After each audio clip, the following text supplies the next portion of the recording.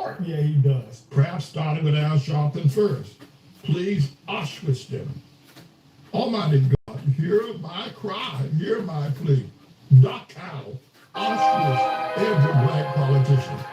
My only regret is that I can't include Barack Hussein, the long-legged Mac Daddy, Obama, and that cry to have them genocide. Oh my God. Because Obama's not black. Ain't black happen. But Lord, set us free. Lord, rain down fire and brimstone as you did on that fateful night during Solomon the Lord. Lord, the way you caused the flood Straight fire, now the three. Please relieve us of all, every, and any black politician, past and present. Please remove them, all of them, from the face of the earth and from their plague upon humanity. I reject everything. I pray this Auschwitz Dachau genocide prayer. The Sodom and Gomorrah, this Oh, cool. Cody for Final Fight.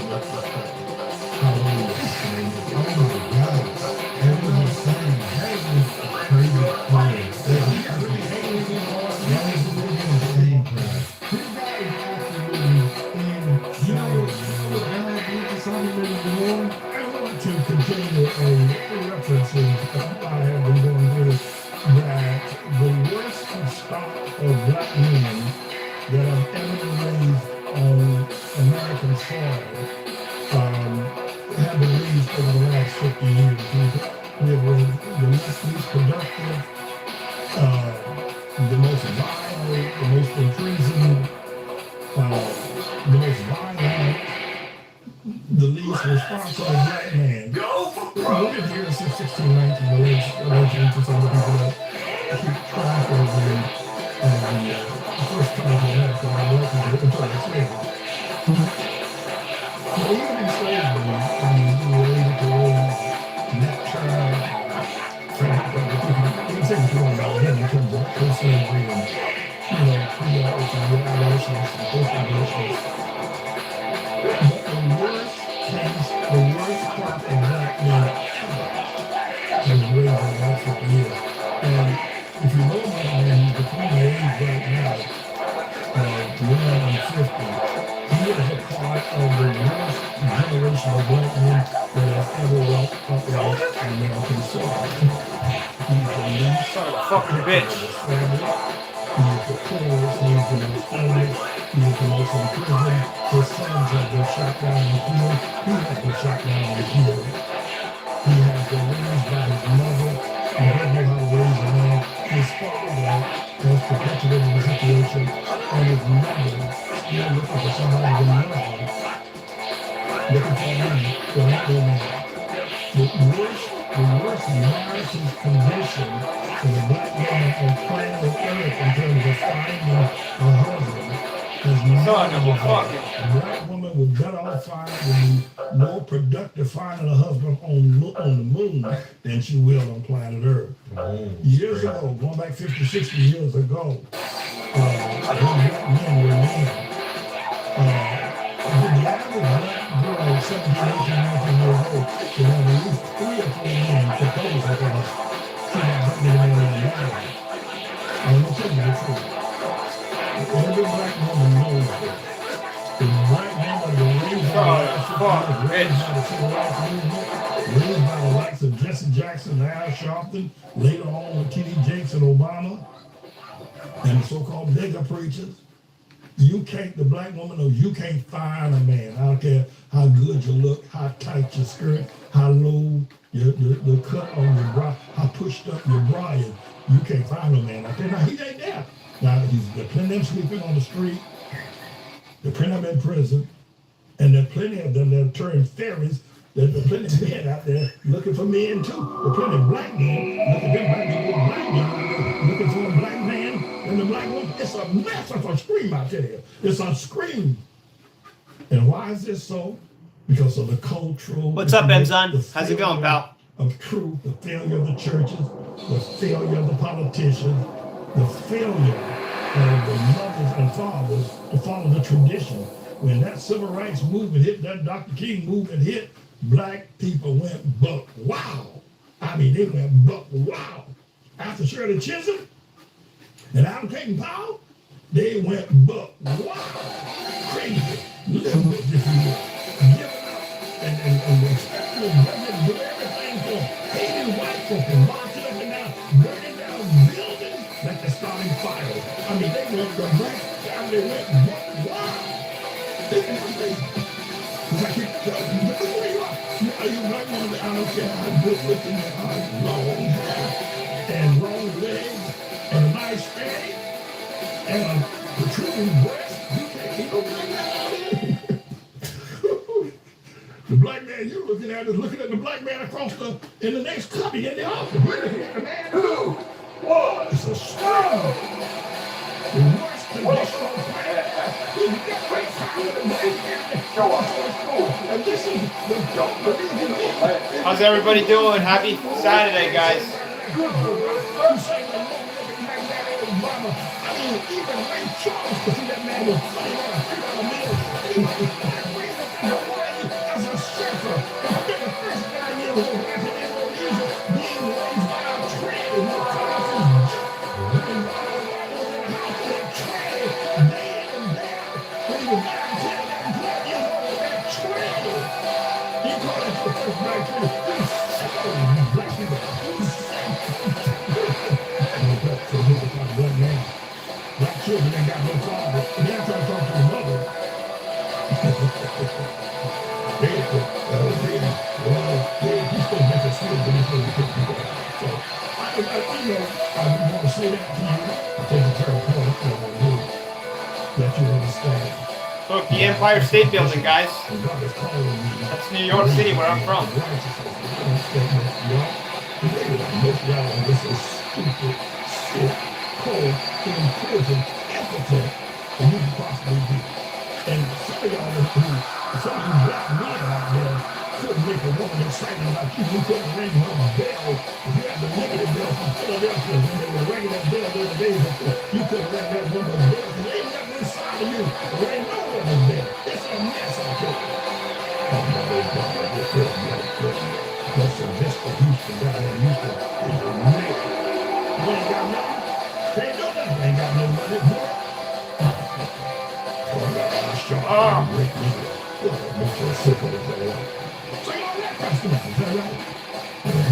How's it going, Dakago? Wave Racer? Yeah, it's one of them. Well, it's like the one for Dreamcast. I have the one for arcade too, and I can play with my what do you call it? My steering wheel. If you look at my other live videos or my other live shorts, I have the steering wheel where I play Wave Racer on the arcade.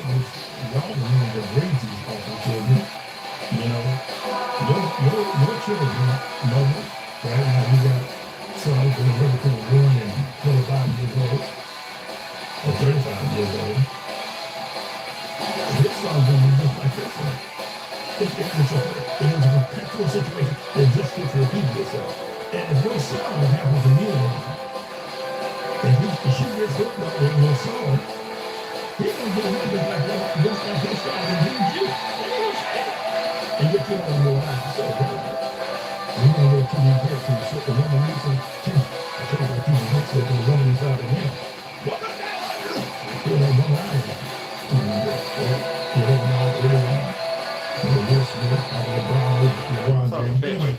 Alright, let's try another game, guys. So these things are critically important for us, and I am on the mission for Almighty God. I understand. Oh shit! If you know Berserk, you know Berserk, dude. Let's try it out. Some of these games work, some of these games don't work. And I thank God for those of you who do. And I thank God for those of you who, this is a pastor man telling the truth, especially those of you who know that it ain't no, okay, love, and then? He stuck up beside me and said, all right, pastor man, I'm going to submit myself to you. And let's try to get some things done together. I think it'll be very important for that. What's up, Hans Miku? Are you Japanese, Hans Miku? Question. How much control do you have of your money right now? Technology has changed everything, and now it's changing how money works. Crypto started as a niche, but now it's going mainstream. Faster payments, more... No? Oh, okay, you're not from Japan? Okay.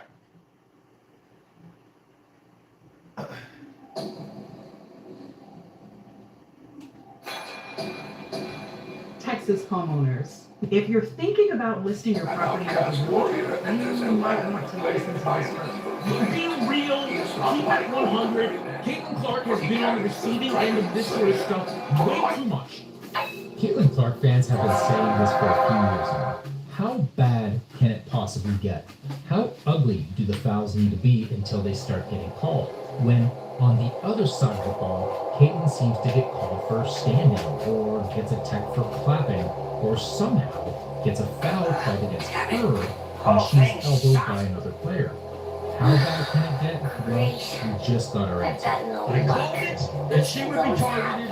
What Alyssa Thomas just did to Caitlin Clark was so obviously bad that it's not just fans screaming from their keyboards, but analysts, the media, even her coach got furious. And while action has been taken by the league, which I'll get into, the damage has been done. As I explained, in a world of sound bites and snapshots, this is something the WNBA cannot recover from unless they take drastic action. Let's get into it. But first, like the video and drop a heart in the comments to show support for Caitlin. Okay, let's rewind to June 22nd. Going into this game against the Mercury, Caitlin Clark was on an absolute tear. Several consecutive games with 20 points and 5 assists, third in the league in points per game, second in assists. Caitlin was back, healthy, and making her case as an early MVP favorite. And that was despite the same referee malpractice she'd experienced since her first year as a pro. Blatant non-calls when she's fouled, while she was called for basically putting her hands up in the air. And in this game, the officiating was something worse.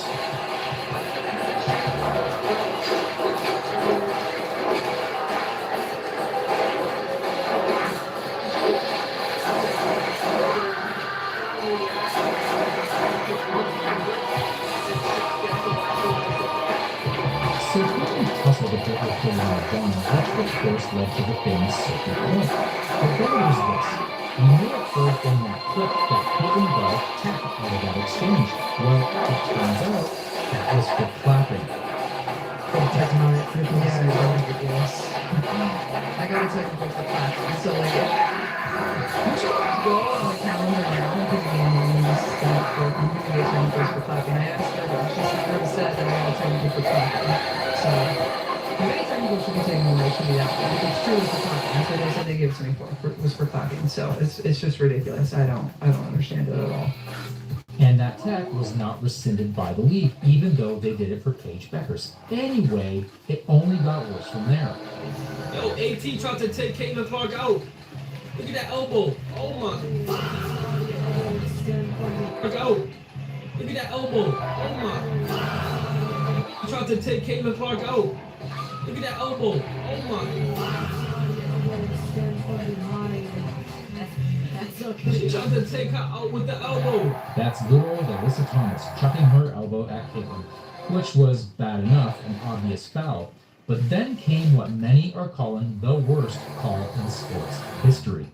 Illegal contact is initiated by Caitlin Clark. She comes across the arm, into the body and hip Thomas. Caitlin somehow, after review, got called for initiating contact. So she gets a tech for clapping and a foul when she's elbowed. Now this is bad, but again, we've got to go back to the original question. How bad can it possibly get? Well, 2 days later. once again, Caitlin was having a great game, on pace for a 20-point, 10-assist game. And then this happens.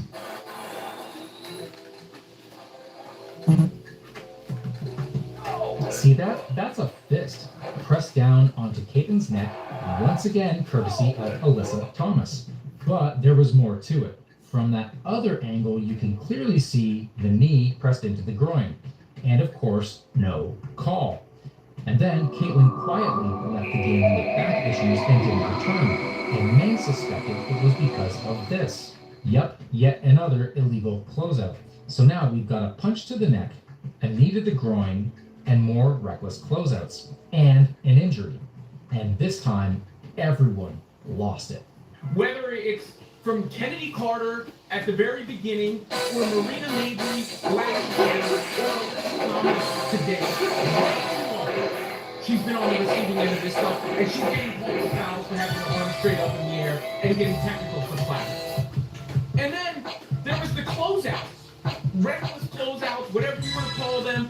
And I said, I posted earlier today, she's gonna get hurt. If this keeps up, she got her back issues. How many times is Caitlin Clark going to get cheap shotted by the same 3 or 4 players over and over and over and over again before the refs do anything about it?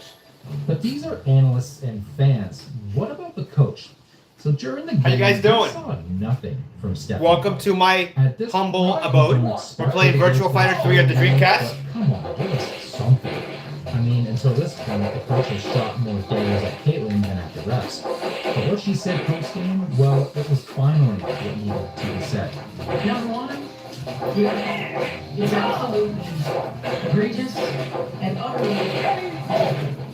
Yes, unacceptable, egregious, all good words, but it's what she said next that was the real breath of fresh air. And maybe, just maybe, a sign that things have reached a breaking point because she not only laid into the refs, she put Caitlin on the pedestal. We have a generation of talent in WNBA who have two chief shots right there.